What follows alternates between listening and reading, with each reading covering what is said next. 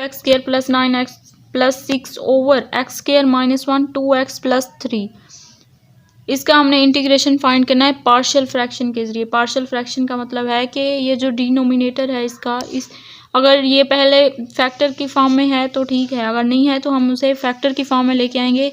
उसके बाद उसे सिंपल पार्शियल फ्रैक्शन की फॉर्म में लिख के, जिस तरह पार्शियल फ्रैक्शन में इस तरह होता है कि एक फैक्टर को ए के नीचे और दूसरे को बी के और तीसरे को अगर 3 हैं तो सी के नीचे लिखेंगे।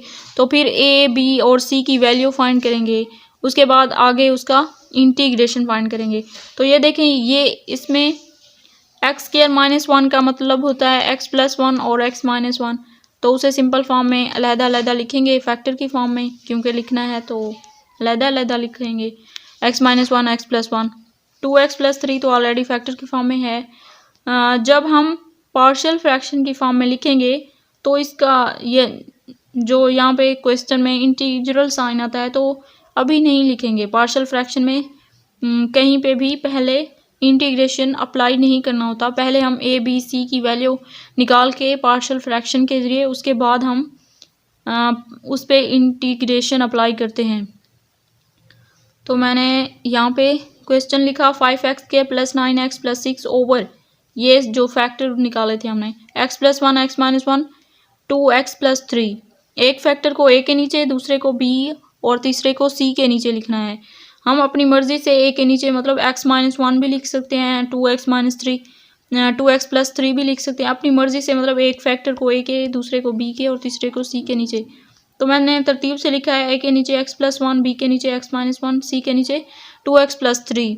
अब इसको हमने इक्वेशन 1 का नाम दिया ताकि हम a b और c की वैल्यू फाइंड करने के बाद हम दोबारा इनमें वैल्यू पुट करके फिर आगे इसका इंटीग्रेशन फाइंड करेंगे।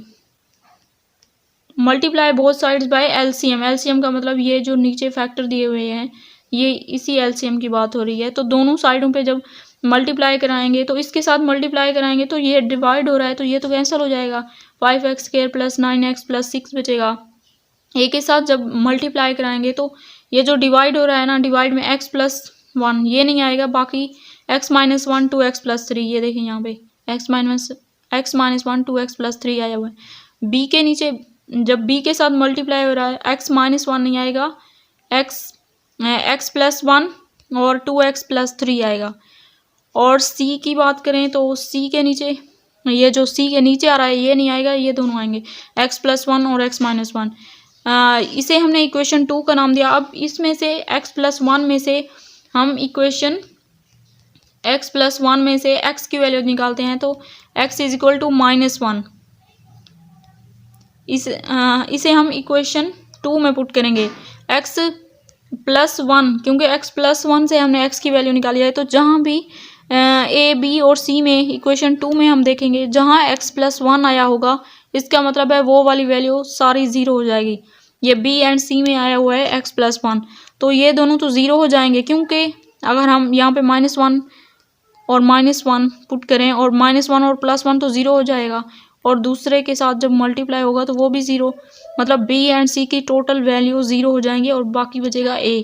तो a में हम पुट करेंगे और यहाँ से वैल्यू निकालते हैं, a की वैल्यू आ जाएगी। a में हमने पुट किया क्योंकि बहुत साइड पे करना है तो इस साइड पे भी करेंगे और a की वैल्यू में भी पुट करेंगे। 5x स्क्वायर है तो माइनस 1 का स्क्वायर और यहाँ पे माइनस 1, 5 इंटू माइनस 1 का square plus 9 into minus 1 plus 6 is equal to, ये x की जगह पे माइनस 1 और माइनस 1 है इसके साथ already, 2 into x minus 1 plus 3, ये माइनस 2 है और ये प्लस का 3 है तो इधर प्लस का 1 बचेगा और ये माइनस का 2 है।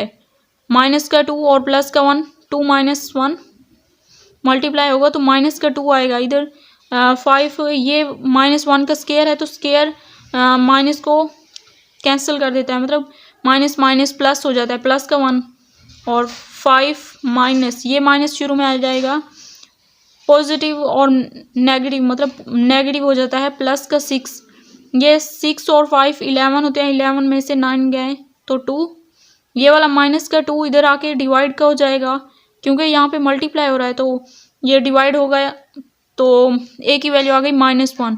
अब दूसरी बी की वैल्यू फाइंड करने के लिए एक्स हम बी के जो हमने पार्शियल फ्रैक्शन की फॉर्म में लिखा होता है यहाँ से हमने वैल्यू देखनी होती है। एक्स माइनस वन जब पुट करेंगे तो एक्स की वैल्यू क्या आएगी, एक्स की वैल्यू आएगी +1। तो जहाँ पे हम देखते हैं कि इस इक्वेशन नंबर 2 में जहाँ एक्स माइनस वन आया होगा तो वो वाली सारी वैल्यू 0 हो जाएंगी। ए में आया हुआ है और कहाँ आया हुआ है एक्स माइनस बी, सी में आया हुआ है। ए और सी की वैल्यू 0, अब बी की वैल्यू में और बोथ साइड्स पे, क्योंकि लेफ्ट हैंड साइड पे भी करना है और राइट हैंड साइड पे भी, तो लेफ्ट हैंड साइड पे भी करेंगे और इधर बी की वैल्यू में पुट करेंगे। एक्स माइनस वन ये रहा, एक्स की वैल्यू पॉजिटिव आई थी तो जहाँ एक्स है वहाँ पे हम +1 अप्लाई कर देते हैं। यहाँ पे एक्स स्क्वायर था, यहाँ पे एक्स और एक्स की जगह पे हर जगह +1 अप्लाई कर दिया। ये देखिए 5 + 9 + 6 15 + 5 20, ये 2 और 3 + 2 5 हो गया। 5 जब 2 के साथ मल्टीप्लाई हुआ तो 5 × 10 भी आया। ये वाला 20 है तो 10 इसके नीचे आएगा, 10 × 20 मतलब b की वैल्यू आ गई 2, b = 2। अब c की वैल्यू निकालने के लिए c के नीचे जो 2x + 3 है इधर से x की वैल्यू निकालेंगे और इधर इक्वेशन 2 में पुट करेंगे। इक्वेशन 2 में जहाँ 2x + 3 आया होगा इसका मतलब है वो वाली सारी वैल्यू 0 हो जाएंगी। 2x + 3 इधर आया हुआ है ए में और बी में, तो ए और बी की वैल्यू 0 सी में फिर हम पुट करेंगे। लेफ्ट हैंड साइड पे तो करना होता है और इधर राइट हैंड साइड पे सिर्फ सी में अप्लाई कर देंगे हम ये वाली एक्स की वैल्यू 2x + 3 से जो निकाली थी। ये देखें 2x + 3 से हमने x की वैल्यू निकाली है, x = -3/2 जो हमने इक्वेशन 2 में पुट किया है। जहाँ पे x आया हुआ है वहाँ पे हमने -3/2 अप्लाई कर देना है। ये देखें यहाँ पे x था, x स्क्वायर था तो -3/2 का स्क्वायर -3/2, सी में -3/2 + 1 और ये वाला मतलब ये 1 पहले से था तो 3/2 हमने अप्लाई किया। ये देखते हैं सी की वैल्यू क्या है। इधर सी की वैल्यू है x - 1 x + 1, इधर x - 1 और x + 1 है तो x - 1 ये वाला है, x + 1 ये वाला है, मतलब ये भी माइनस का ही 3/2 आएगा। -3 प्लस एलसीएम दोनों का लिया और इसे सिंप्लीफाई किया।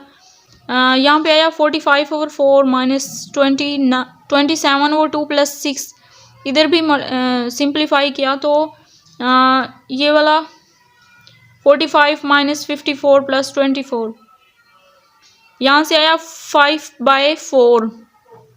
ये देखें यहाँ से 5/4 आया और 5/4 इधर जाके यहाँ से आया 15/4, इसको मतलब प्लस माइनस करने से 15/4 आया। वो तो एज इट इज़ रहेगा, ये क्योंकि इसके साथ मल्टीप्लाई हो रहा है तो इधर आके डिवाइड हो जाएगा, मतलब उल्टा करके लिखेंगे 4/5। यहाँ पे 5/4 है तो यहाँ पे 4/5, 4 से कैंसिल, 5 × 3 = 15, तो सी की वैल्यू आ गई 3। अब putting the values A B C in equation 1। Equation 1 कौन सी थी? इक्वेशन 1 ये है जो हमने पहले सिंपल फॉर्म में पार्शियल फ्रैक्शन की फॉर्म में लिखा था, a/x + 1 b/x - 1 c/2x + 3। इन सब में हमने जो वैल्यू अभी फाइंड की है सारी वैल्यू पुट करेंगे और फिर आगे इंटीग्रेशन अप्लाई कर देंगे। -1/x + 1 मतलब a की वैल्यू -1, b की वैल्यू +2 और 3 की भी +3।